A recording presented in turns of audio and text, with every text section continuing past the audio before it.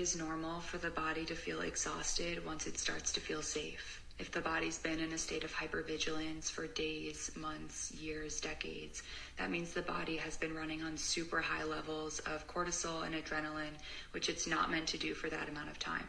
It takes time for the body to recover and recuperate and get used to this new feeling of safety. Well, hello. I wanted to share that recording to kick off our episode today. It's from Instagram. I'll look to see if I can share the post either in the show notes or I'll pop it into my Instagram feed. It really struck me today. So let's unpack it. Welcome to the Manifesting Millions podcast. I am, of course, your host, Amy Van Meel. I'm delighted to be here with you today.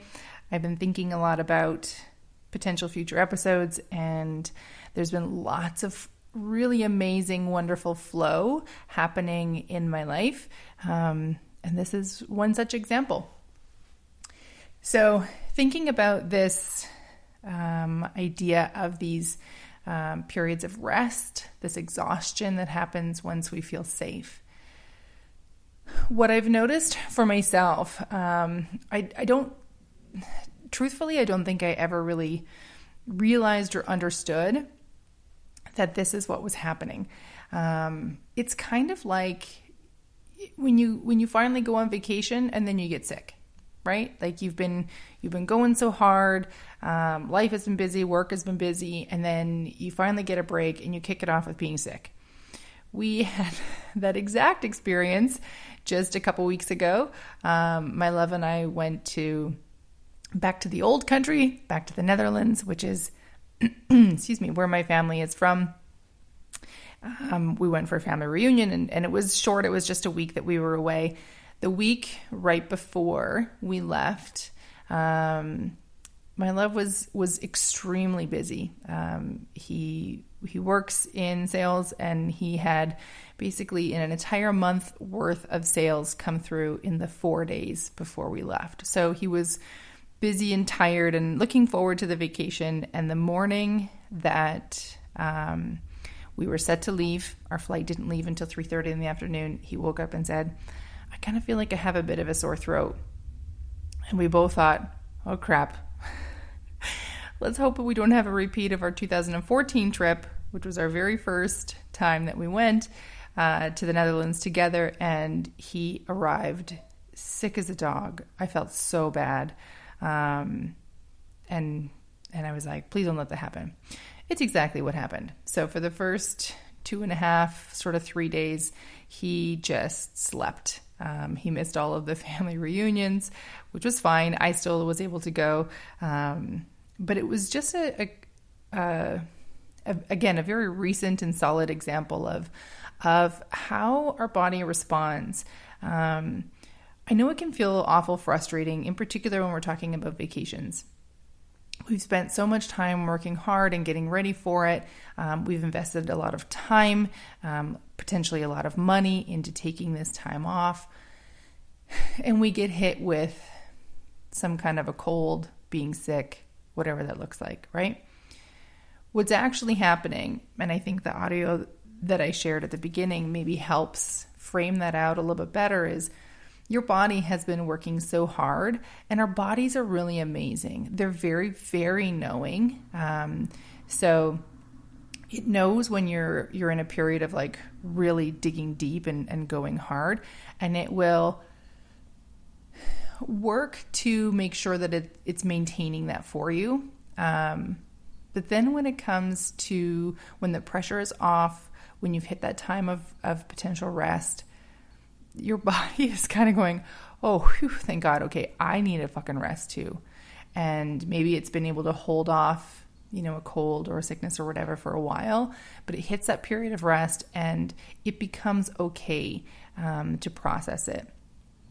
So as frustrating as it might seem, it's actually a very healthy thing. Doesn't necessarily take away the disappointment of being sick on a vacation, right? Like we're not exactly thrilled about that. What I want to expand on a little further today, though, is this idea of rest. it's been something that I've been thinking about a lot. So I took the month of May off from my full-time job. I was on leave after realizing my coach was surprised to hear how shocked I was, but with quite a bit of shock that I was experiencing all of the symptoms of extreme burnout. I had been going so hard for so long. I'd been trying to keep it together. I've been trying to lead and support my team at work.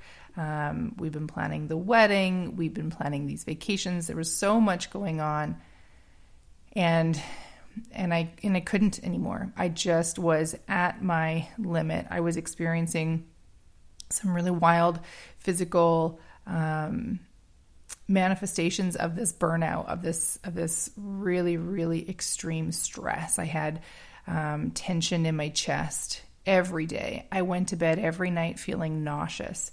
I was feeling very emotionally raw, which is something that I knew was related to feeling burned out, but like hadn't realized just how thin the wire was on the difference between being able to hold it emotionally together and just being dissolved in tears.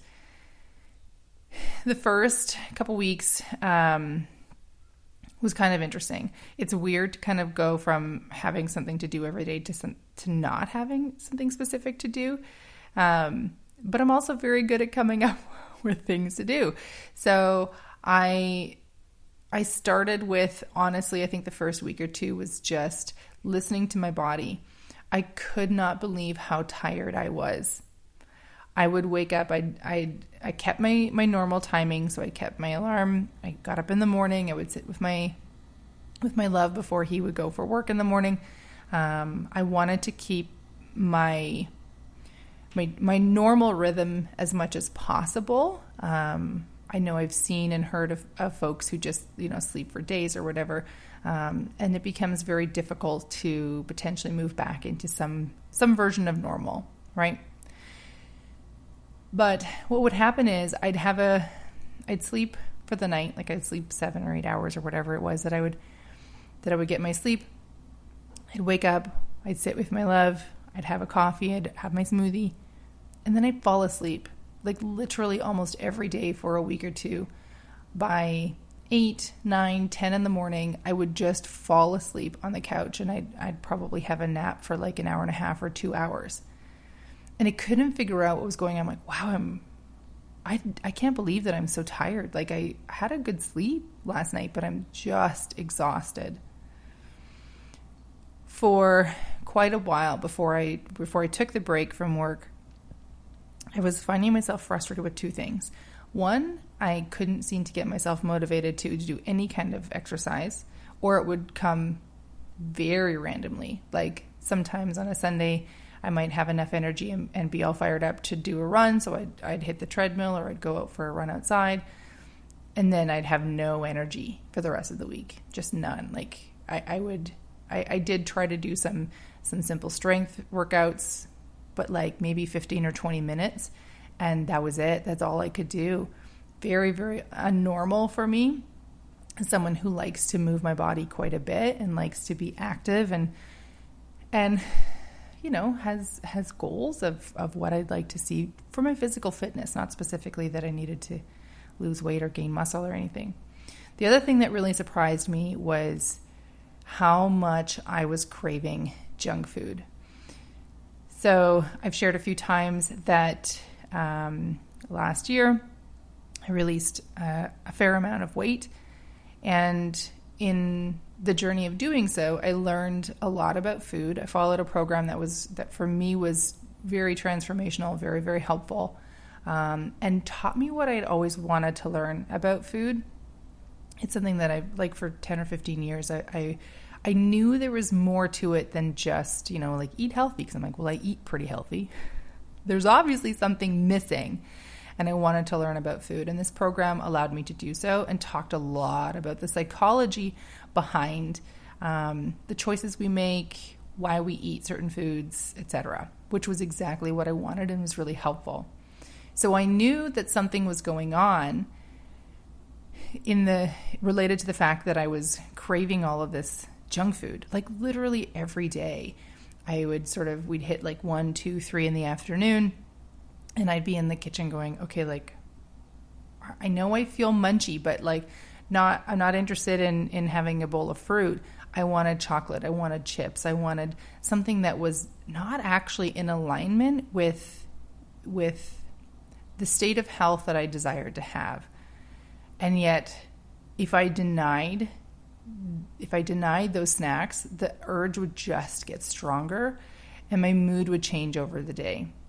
And it took a little while before I realized, and truly it was probably once I did finally step away and gave myself that break from work, that I realized that what was going on was I was seeking comfort. Food has always been taught as a tool of comfort in my family. It was sort of one of the only acceptable ways of seeking comfort, which is a very unhealthy state. But I realized afterwards that that's what was happening. There was, and it was really hard to identify at first. In hindsight, it seems easy to see. But at the time when I was in that space, I couldn't see it clearly. And here's why. Or here's potentially one of the reasons why. So, work was a mess. I was under such tremendous stress. I'd received a new manager that was not going well. There was a lot happening. There was a lot going on that I didn't agree with. There was a lot I was being asked to do that just felt so against my values and my integrity. And I was responsible for a fairly big team and trying to, captain the ship for them as well as we're going through these really uncertain times. But outside of work, my life was pretty great. My relationship with my love was great, I was reasonably healthy. My body looked and felt pretty good, minus the heart tension and like feeling nauseous and all of that kind of stuff. I had great friendships. I was getting ready for this vacation. We were planning a wedding. There was lots of good going on. And so I found myself really stuck in this place of, I don't understand why I'm seeking all this comfort. Like, sure, work's not great, but I know that work's not everything.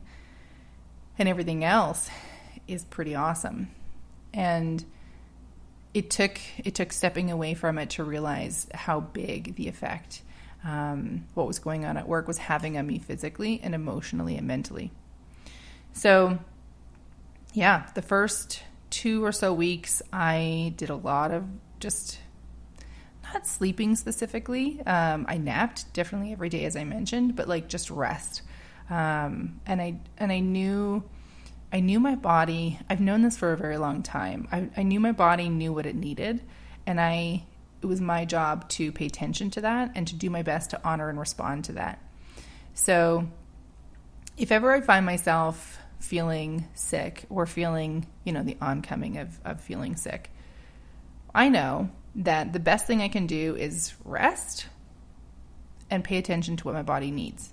If my body is saying, hey, that Kraft dinner looks really freaking amazing, let's have a bowl of Kraft dinner, then I'll have a bowl of Kraft dinner. I tend to crave Mr. Noodles, the noodle packages, when I'm feeling like I'm fighting something, which from the perspective of my health journey, very high in calories for one of those packages. But when my body is craving after that, I'm like, okay, there's something in here that it needs. Maybe it's salt. Maybe it's the calories. I don't know. Maybe I just want the liquid. Maybe it's just comfort food. Who knows? But my body is saying, hey, can we please have this?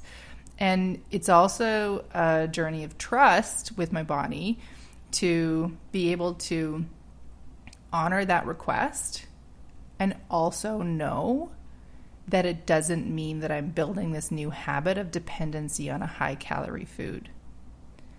That's big.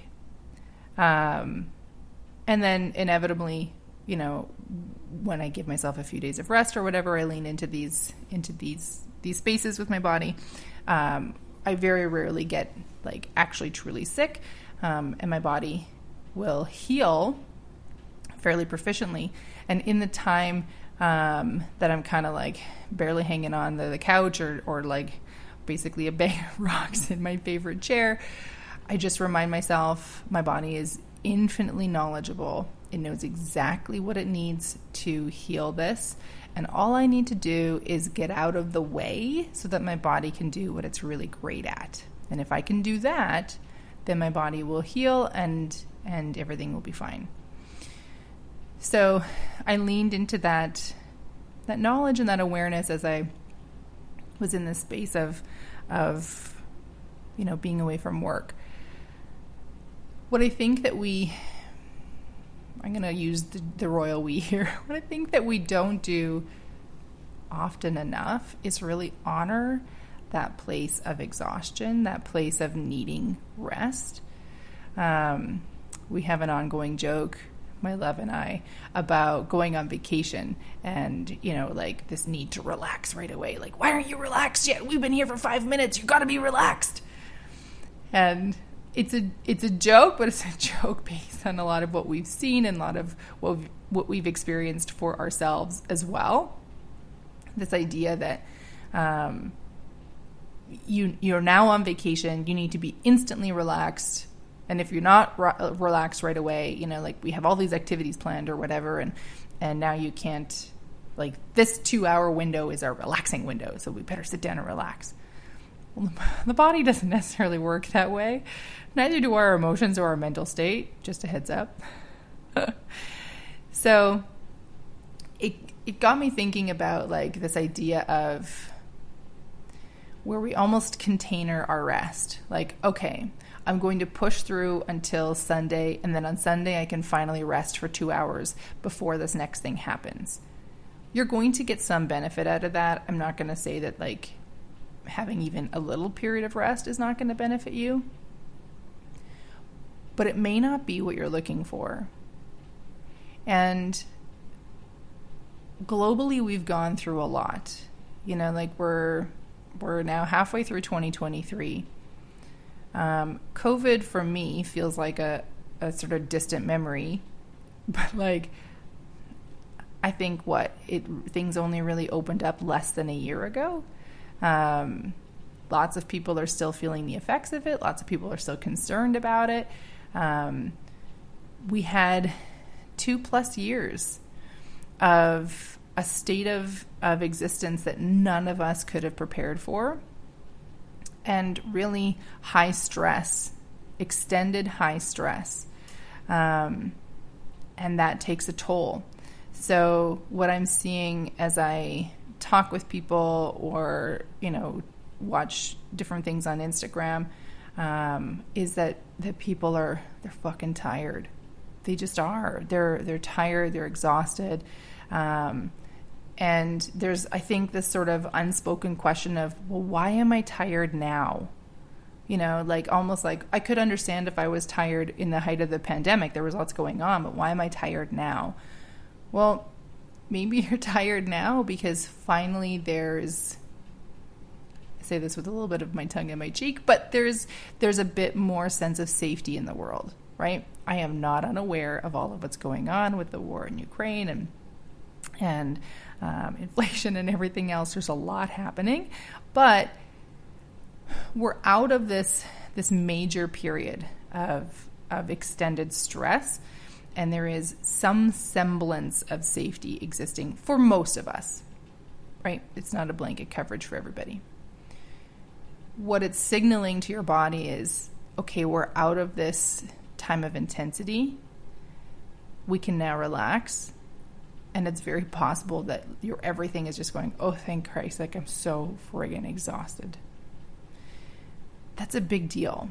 And the other thing that I find, and I find this for myself as well, so I suspect that you might feel similarly, is this annoyance at how long it takes to feel better, right? This annoyance of like, okay, so I gave myself the weekend off and I didn't do anything, which means I didn't get any of my, my chores done, didn't get any of the to-dos done, but I still feel tired. What the hell? I can't I can't just give up on everything and just feel tired all the time. Like I need to keep going. I need to keep doing things.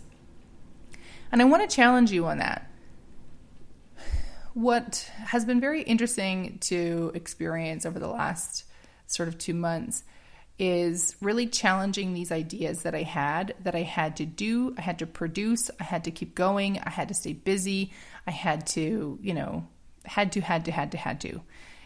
This list of perpetual things. The bathroom has to get clean, the dishes have to get done, the groceries have to get bought, we have to do this, we have to do that, we have to do that. As I started peeling it away and going, does any of that actually have to happen? Like, what really needs to happen today? Okay, we're out of milk, so I actually do need to go get groceries, but that's kind of all, right? If the floor doesn't get washed, or the laundry doesn't get done, or I don't go for that walk, the truth is everything's fine. And that opened up a lot of space to allow me to just be. I have really wonderful and amazing friends that are constantly on the go. They're constantly stressed out. I've been watching them be at their limit. I've been seeing their stress eke out in a variety of ways. And the refrain that I hear continually is, if I can just get through this, then I can rest. And if that's you, my challenge to you is, why are you trying so hard to get through this thing? Is whatever's showing up for you right now actually needed? Is that what, the universe, God, Allah, whoever, whatever your belief system might be in, is that what it's asking of you? Is it asking you to just go, be, like constantly busy? I have to produce. I have to do this. This has to get done, and that has to get done, and that has to get done. What is that giving you? It might be giving you a sense of worthiness. It's very possible. Maybe it's giving you a sense of distraction. This is fascinating to me as I've been learning more and more and more about it. But we will do just about anything to distract ourselves from our emotions. I'm really excited. Yesterday, I received a download of an idea, and then I proceeded to sit down and I wrote an entire ebook, small book, but like a book, about taking radical responsibility. And one of the pieces that I added into that book is the idea of just feeling our emotions. I've been reading a book called Already Free, which is a fascinating read. It's not an easy read, but it's a very fascinating read. And this idea of almost hiding from our experience, hiding from our emotions, where if we actually lean in and let those emotions come through, their power will dissipate, and on the whole, will generally become happier. Now that seems scary as fuck. The idea that we're going to, I feel sad, or I feel bad, or I feel down, and you're like, Amy, you're asking me now to sit with that and lean into that? Yes, I am. And I think that's maybe why we are so driven to hide from the sense of exhaustion, because if we actually stop and we actually rest, who knows what is going to come up, right? Now, all of a sudden, we are faced with our fears, our sadness, our hurts, our pain. We're not busying ourselves to the point of distraction. We're now actually creating this openness and space that these things can flow through. And that seems scary. And it might be, but what I will challenge you with is it's just an emotion, right? They're just emotions. These are experiences that you're having in your body, but that's kind of it. They're not this giant thing that we make them to be. If we think about fear is an easy one. If you think about going after your goals or whatever, and you are just frozen in fear, maybe you know that in order to, grow your business or go to the next level of whatever you want to do, that starting to do Instagram lives is going to be really important, but yet you cannot seem to get yourself doing that. You're terrified of doing it. When really what you're busy doing is creating a whole bunch of stories of what could happen to generate this sense of fear, but that's all. If you do an Instagram live, it's not like there's a lion that's going to jump out of your screen and like eat you alive, right? That doesn't happen. To my knowledge, we don't have the technology for that to show up yet. So you're creating this emotion, and what you're trying really hard to do is avoid feeling this emotion. But if you actually just took a few moments, maybe you're about ready to go on an Instagram live and you just let yourself feel that fear. Just sit in it, feel it, sense where it shows up in your body, open up to it, welcome it, allow it to be there. It will dissipate.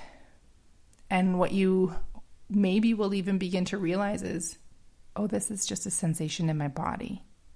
Okay, and actually now that I've given it some time and space to show up and to move and to just be, it's kind of going away, right? I would encourage you to read the book Already Free, but one of the things it talks about is feeling the emotions, letting them show up without seeking a resolution. When we're trying real hard to process emotions for the sake of getting rid of them, you're still going to perpetuate that emotion. So what you're actually trying to do is just feel that emotion without having any agenda about what you're doing. Consciously, of course, you're going to have this knowledge of like, well, Amy said to feel this emotion, and ideally that will reduce the overall effect this emotion is having in my body. But you're not going in there going, okay, I need to feel this so I can get rid of it. No, you're going in there to just feel it, just be with it, right? If you think about playing with a child, they're playing Legos or whatever on the floor. You're not really interested in playing Legos maybe, but you want to spend time with this person. If you go in thinking, I want to spend time with this little person so that they think I'm an awesome person and they get really excited every time I show up, you're going to have a completely different experience than if you just go, hey, I just want to spend time with this person. I think they're kind of fun. Completely different, right? As humans, we can sense this. If there's this like pressure or intention where we need to get something. It's fascinating. I just think all of our sensations and our intuitions are really, really fascinating, but we'll feel that. Your emotions can feel that too. So yeah, I could talk about this forever. So just want to leave you with this. Think about, have you had the sense of this need for rest? Have you seen inklings of being burnt out, of being overstressed, of being exhausted? How are you allowing that to show up? And how are you creating space in your life to allow yourself to rest? And if you aren't creating that space yet, I would encourage you to do that. Really look at the things that you filled your days with or filled your calendars with, the have-tos, the I have to do this, I have to be there, and question those. And start to go, you know what? Maybe the floor doesn't get washed for another couple weeks. Maybe the grass doesn't get cut this weekend. Maybe I just spend the weekend, or the next 6 weekends fucking watching movies and just chilling out and just being with me and just healing and resting and just being, right? I trust that this brings you some value today. If you love this episode, please let me know. Hit me up with some reviews on your favorite podcast listening app. Feel free to reach out to me on Instagram. I know I have been changing my handle constantly, and I think I finally settled on just having it be my name. So you can find me on Instagram at Amy Van Meel. It's AMYVAN as in Norman, and then an M as in mother, EIJL. I will also pop that link in the show notes for you. I'm also getting ready potentially next week, if I can get my timing together. I'm going to be hosting a workshop on Instagram on how to reduce stress virtually instantly. It's going to be a 3-day workshop that I'll be doing through Instagram Live. So if you aren't following me on Instagram yet, I encourage you to do so you can get those notifications. And I'm also preparing for the next live Manifesting a Million Moments of Joy masterclass. So look for all of those links on my Instagram profile. I wish you a wonderful day, and I will talk with you soon. Bye.